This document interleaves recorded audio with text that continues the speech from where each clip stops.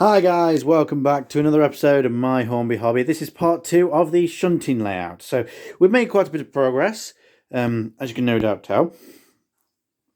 So in the last video I basically just showed you the board and the ballast, and it was still drying at the time. Now it's dried and the track's down. It's pinned down properly, it's proper pinned down. You can actually see the pins. This is pinned down, it's not coming up, it's pinned, okay?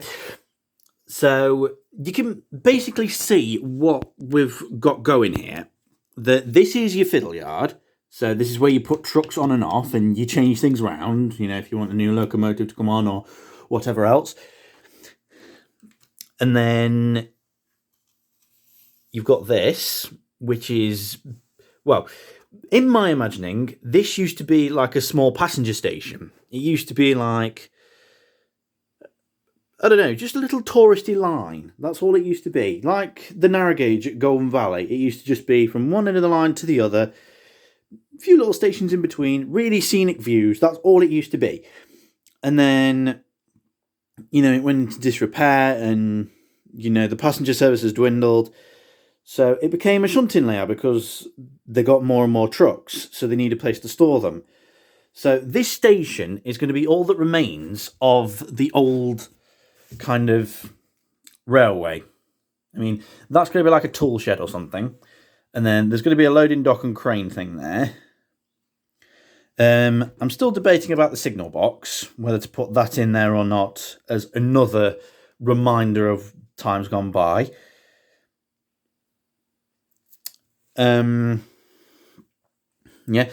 This is all ballast. I was going to get some gravel for it,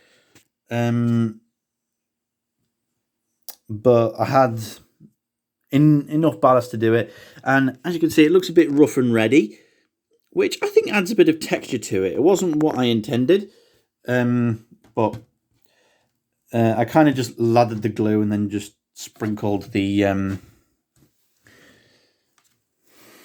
ballast over it, so that's why it looks rough and ready, because it is rough and ready. But again, I think it adds a bit of texture. I should have mentioned this before, but I've got these two new trucks. These are Airfix trucks for 10 quid each.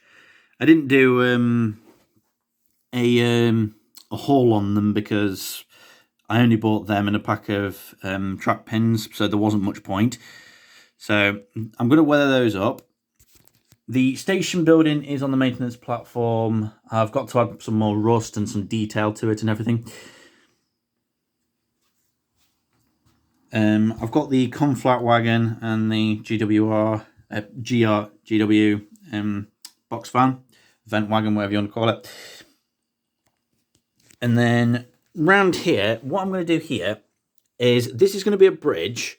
So you'll be able to, if you're a car and you go over, then you can see, the shunting layout. And then there's going to be a ramp down there, which runs parallel to the track. So the road will run parallel to the track. If you kept this going, then the ramp would gradually descend. You get the idea. This will be greenery. This will be grass and, with a bit of gravel and whatever else. And maybe there'll be some rusted scrap or something there. Just something that makes it look more like a railway. So yeah, we are making leaps and bounds with this. There's still tons to do. I mean, there's still the back of the station to sort out, and I still need to detail all this. But it's fun. It really is fun. It's fun. I'm really happy with the way it's going. So yeah. I don't know if I mentioned this in the last video, but the loco that's going to be running on this is the Ruston. Because it's the only loco that will really fit on it. Because if I put anything bigger on, like back here, this the gravel's kind of fused to the point. I've got to sort that out. Damn it. Okay, well, the Ruston will only just fit there, and then you've only got this bit of a gap in order to, if I put anything longer in, it'll push it close more to the points, and then I won't be able to switch them. So the Ruston is the smallest locomotive I've got, and indeed the smallest locomotive that Hornby make. Maybe a size from the Wickham trolley, but I think the Ruston's a lot smaller.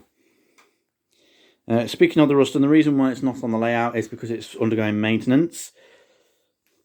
Because it's a bit of a sluggish runner, and I found out why. It's because I over-greased it, so grease has gotten in between the pickups and the chassis, and the wheels rather, and it stops the contact happening, so you've kind of got this barrier.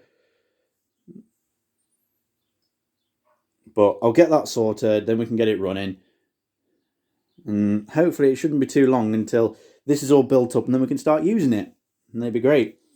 As for the big layout, there's been zippo nada in the way of changes to that. As you can see, literally nothing has happened to it. I've barely used it. It's just a bit too big.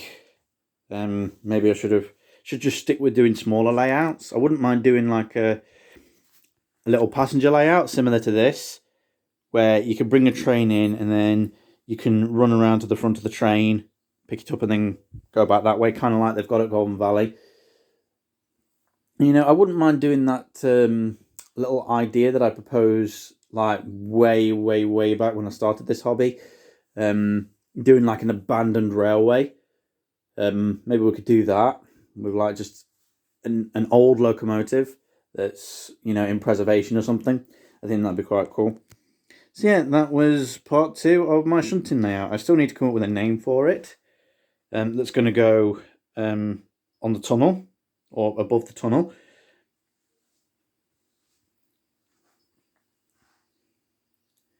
But yeah, that's basically it. So hopefully you'll join us next time for part 3, when hopefully it will be even more built up. So that's it for this video. Hope you've enjoyed it. If you did, like, comment, subscribe. Always much appreciated. Hope you guys enjoy the bank holiday. Until next time, stay safe and thanks for watching.